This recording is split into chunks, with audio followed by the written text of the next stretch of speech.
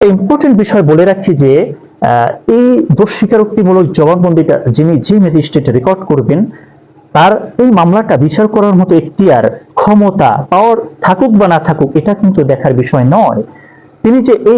তিনি প্রথম শ্রেণীর ম্যাজিস্ট্রেট অথবা মেট্রোপলিটন ম্যাজিস্ট্রেট অথবা সরকার কর্তৃক অনুমোদন প্রাপ্ত ক্ষমতাপ্রাপ্ত দ্বিতীয় শ্রেণীর ম্যাজিস্ট্রেট হলেই এটা রেকর্ড করতে পারবেন।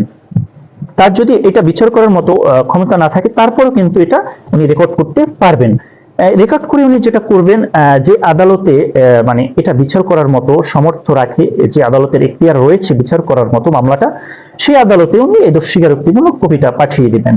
তো আজকে আপনারা জানলেন যে কিভাবে একজন আসামি দোষ স্বীকার করেন এবং 164 ধারা আমরা অনেকেই প্রচলিত আমরা বলে থাকি, জেনে থাকি, শুনে থাকি যে আদালতে যাদের সাধারণত মামলা আছে তারাও তো বেশিরভাগ শুনে থাকি মাঝে মধ্যে যে আসামি দোষ স্বীকার করেছে বা 164টা কি।